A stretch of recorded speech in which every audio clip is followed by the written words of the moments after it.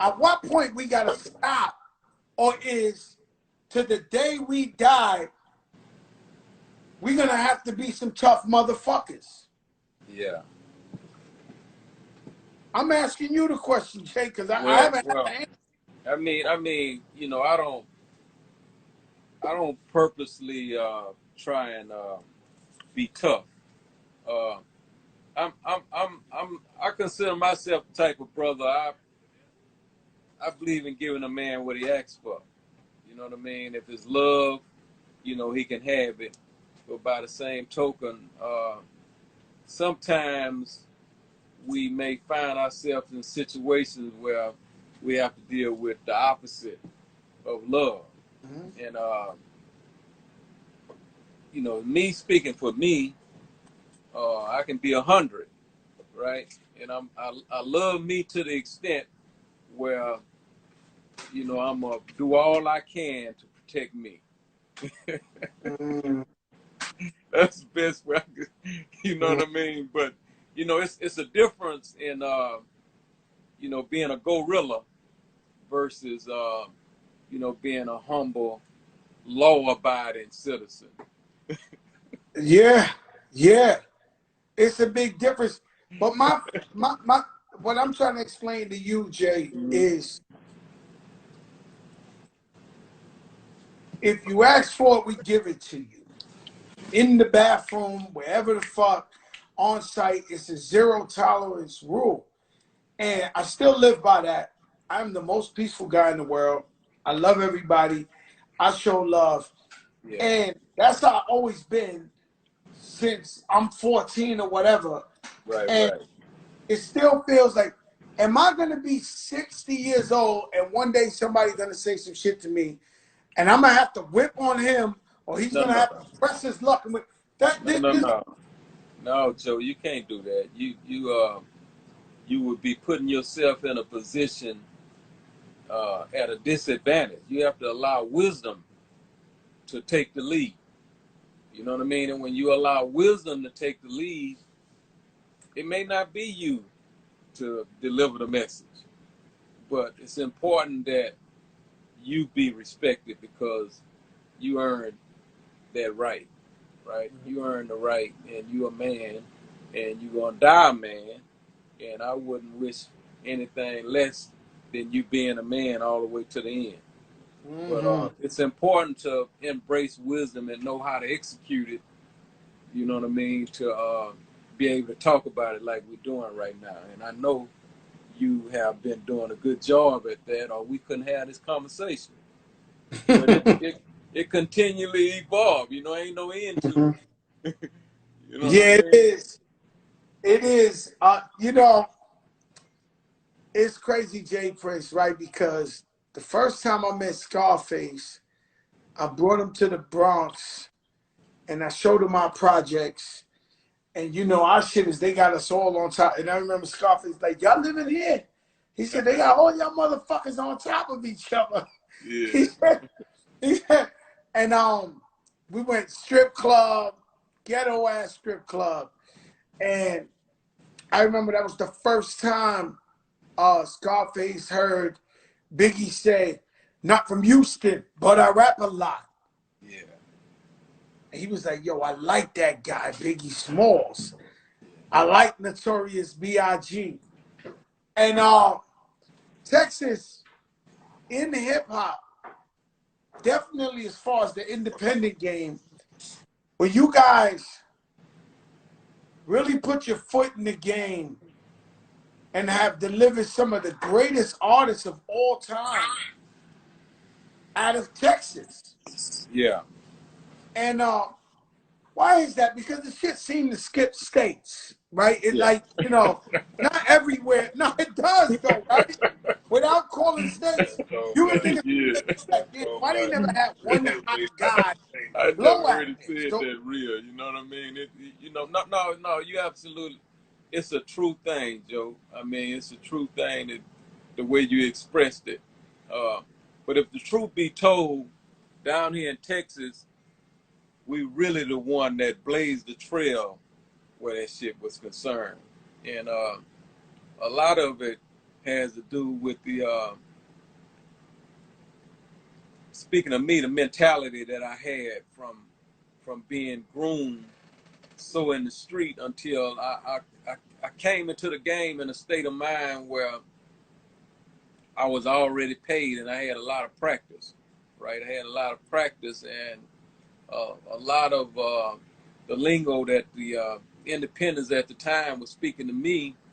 They didn't have more money than me, right? I was, you know, I became a millionaire twice. You know what I mean? If you know what I mean. So, so when they was talking to me, they were talking to a paid individual, and I wasn't in the mood to like receive anything other than being in demand of everything. I didn't want no production deals. None of that made sense to me. And that's what was like down in New York with Russell and them and the guys. You know, they was, you know, production deals. That's the way it was. And I wasn't trying to hear that. I'm like, okay, I can do this. I got the paper to do this, right? So I wanted to like, and I did create a blueprint where I wanted to be in control. I wanted the whole 100, and I wanted to get a distributor their piece. And we was able to be successful with that, man, and blaze that trail that inspired so many that came after that. Who you think came after that blueprint? With Master P, Tony Draper was after you? Yeah, Tony Draper, Master P, Cash Money, you know what I mean, Swisher House. You know, it was a many of others. Actually, Luke Skywalker was right there when I was, you know what I mean, doing my thing. You know what I mean? Because he and I, we even united on certain things. So to take nothing from Luke, he was there doing his thing as well. He was making his own fucking records. Like he had his own like printing plan. No, real talk. Yeah, no, he was there live in the living color. You know what I Oh mean, no, doing his for thing. real. I remember I used to look at Luke when I was coming in the game like a mythical figure. Like I would like come down to Miami, see him wilding, see him and just knew that he had the shit down packed like it's science. Shout out to Tone Draper. Yeah. He one of the guys taught me how to be a boss. Like, you know, when he did his deal with Sony, he used to come to New York a lot. Shout out Rich Kid. And I used to sit down with him a lot and learn soak up game. And he'd be like, yo, y'all got it wrong up here. You need to do it like this and this and that. Yeah. And he taught me a lot of shit. Oh, good. I didn't know that. Yeah. Tone Draper, he's an excellent guy. Him and Rich Kid. Yeah. When it's all said and done, my brother, what would you want to be the J.Prince legacy? What would you want to leave this world with? Oh man, that's heavy. You know, respect is a big thing with me. You know what I mean? I don't know if you had the opportunity to read my book, The Art and Science of Respect, but you know, when I put out things with the name respect and loyalty, you know, that I do that because that's like I bleed that, right? That's in my heart. So when you speak of legacy and words like that, you know, I don't even know how to leave that out. You know what I mean? I can't leave that out because that's like that's part of my character. So if one can just remember me as, you know, with that name in the mix, respect and loyalty, I'd be satisfied with that. And that's that's a good deal. And we ride this shit out to the casket because it ain't too many men that when they die and you walk into their funeral, you look at their casket and you just say, this was a man. This is a fucking real one. Right? And I ain't got no problem crying at a funeral. Yeah. I don't. Nah, I don't. One of my homies died and I love him and I remember the good times. I cry in that motherfucker. I don't Yeah. Yeah, no men cry. Ain't nothing weak about that that. as weakness, Yeah. but ain't too many guys you can walk up to the casket and be like, yo, this guy was He was the real deal, Yeah. right? And so that's what we all dream for. That's what we all want. Well, I know that's what I want for me. You know what I'm Yeah. saying? People to come to my funeral and be like, yo, this guy was a real one. He wrote it Yeah. out all the way. Yeah. Because people, unfortunate people done did 3/4 of their life real and Yeah. then fucked it all up in the last quarter.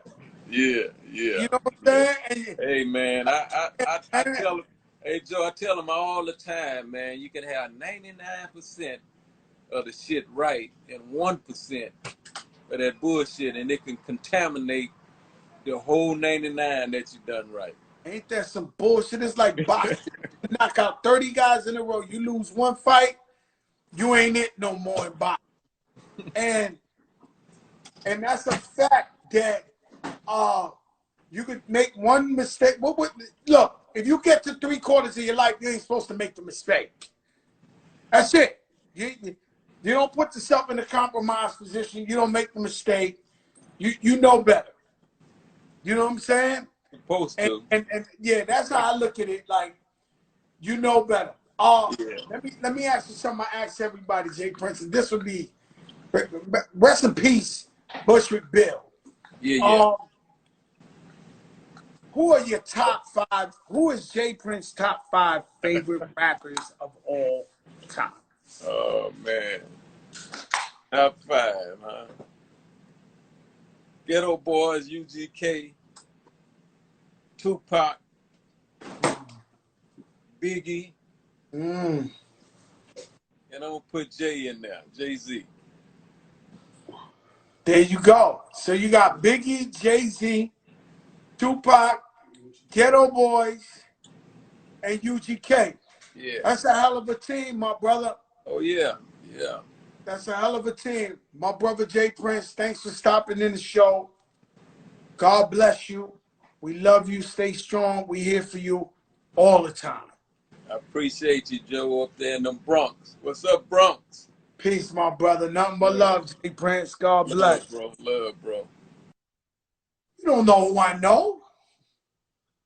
You don't know who I know.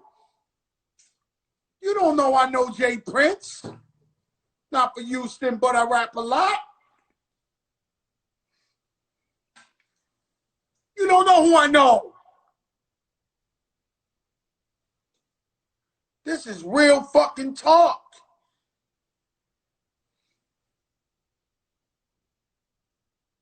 That's J.Prince. He ain't got a flaw on him. The blueprint started independent. Started sending music out the back of his trunk. You don't know who the fuck I know.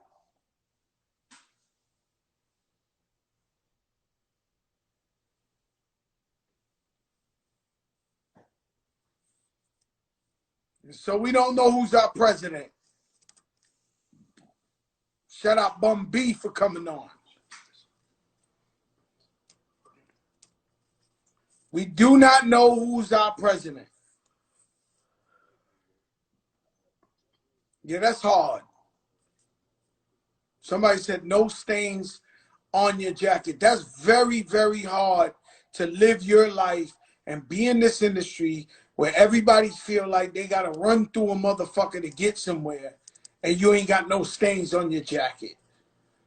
That's impossible. That's why we give those guys their flowers while they're here. J.Prince went against the feds and beat them, which is the 99 to 1% odds that you won't win. It's an honorable man, man. And so the big show becomes even bigger. And we won't stop bringing you the biggest and realest in the game. I told you guys, 8 months in a row, you do not know who's coming tomorrow. Oh, baby. Friday night. I see you, Hitmaker. Oh, baby. The biggest show I have ever done on on here. Friday night is fucking on. I want to say it right. Tomorrow night, Jamil Hill. We'll start off the show with Jamil Hill, sportscaster, real chick, down for the culture. Hopefully we got a president by then. And right after that, stylists, trendsetters. Tomorrow night we doubling up. We got 5,001 flavors, Guy and Groovy Lou. These guys have done the shiny suits for Mace and Did and Puffy, the Big Pun, DJ Khaled clothes, Fat Joe clothes. They've done every fucking outfit you ever, the leather suit that Nas wore in Belly. And we're going to talk about iconic looks in fashion. Black-owned fashion. Fashion to the stars. Jamil Hill, 5,001. I will not tell you who Friday night's guest is. What I will tell you is those numbers you see up there will be at 20K. Those numbers, which I am proud of, and I thank you for tuning in. I thank you for watching daily. But those numbers will be at 20K Friday night. And how many times I got to keep showing you that we the fucking biggest in the game? And they hate me. Why wouldn't every journalist? Sure, people interview J.Prince. Sure, people, but they ain't talk that real shit like us. They ain't talk that boss shit like us. Because we from the street certified for real.